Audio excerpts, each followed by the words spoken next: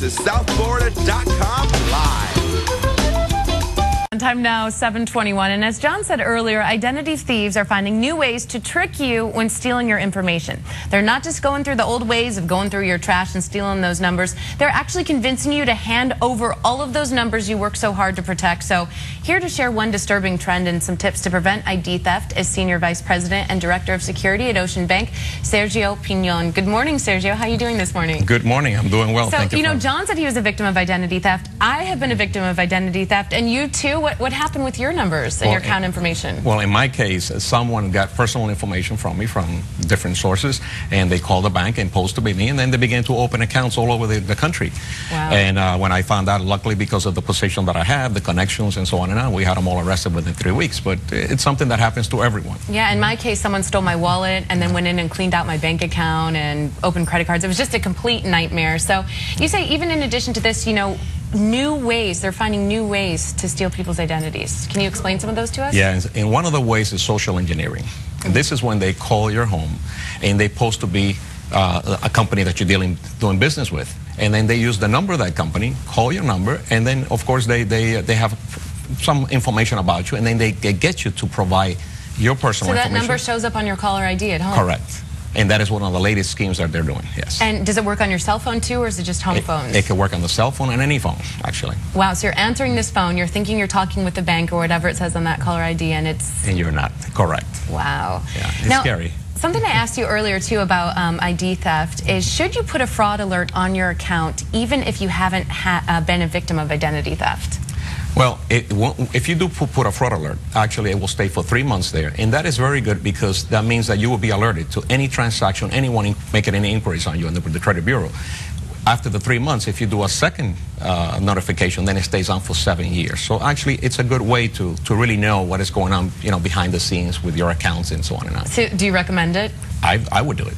Yeah, it was the best thing I ever did because finally, anytime anyone tried to open a credit card or anything else, I'd get a physical phone call from Equifax or someone who I registered with. So it was a great thing. So what other tips can people take this morning to prevent identity theft? Well, the main thing is not to throw any documents containing financial information or personal information in the trash. One of the ways that thieves use to get the information is going through what is called dumpster diving. They go into garbages and businesses and dumpsters, and they gather that. Like they're literally jumping in? Oh, yeah. Wow. They actually dive into the dumpster. That's where the actual terminology came from. But now they're going to people's home. They're going through good neighborhoods, and they're going through the trash, pulling the information, and that's how one of the basic things. Social engineering, I mentioned it as well. That's one of the ways. Phishing scams. That is very prevalent right now. This is when they send you an email to your computer, post it to be a company that's a legitimate company, and they ask you for personal information again. Thank you so much, Sergio. And stick around because he's not going anywhere. Up next, Sergio is going to take on the role of an identity thief just to show you how this new caller ID phone scam works. You don't want to miss it. Time now 7:28. An ID theft expert, Sergio Piñon, was with us earlier before the break. He told us about a caller ID trick that thieves are using to make you think a legitimate bank is calling you. And right now we have Sergio in our green room waiting area with Dave, where he's going to demonstrate just how these real bad guys use this tool of the trade. Hey. Hey, Amber. We're trying to get the connection going through here. All right. Sergio's dialing in.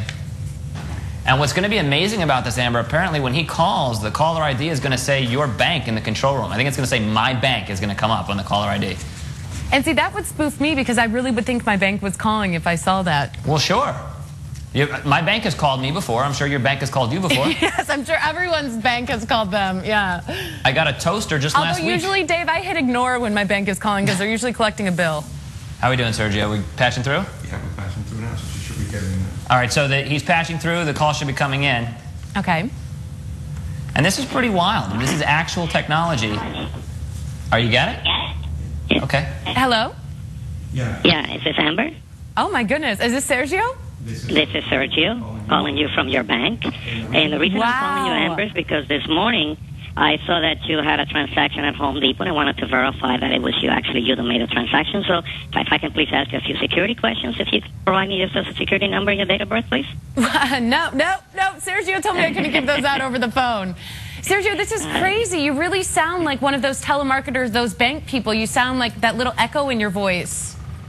And you saw that the number display. In other words, I can display any number that I want. Yeah, my producers say right now my bank is displaying on the caller ID. So how does someone get their hands on a device like this? Well, this is basically a number out of Europe that is a computerized program that you basically pay a fee for. It's really established for jokes. But the criminal, the thieves found out about it, and they're using this system just to call in, and they purchase a number of minutes, and then they make the calls and get the information from the customers and where institutions. Sergio, where in the country is this happening? This is happening all over the country. As a matter of fact, they just made some arrests in New York with people also out of the country that were obtaining information from banks, actually. Wow, this is insane. So what are the authorities doing right now to try to put a stop to this? Or what can people do at home to put a stop to this? Amber just asked you one more question. She wanted to know what authorities are doing to put a stop to it, or what people at home can do to put a stop to it as well. Well, don't provide any information over the telephone.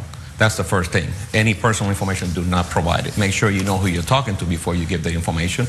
And training. Education is the main thing about preventing this type of crime, to make sure everybody's aware of it so they don't provide the information. This was really very interesting. Thank you so much for coming by.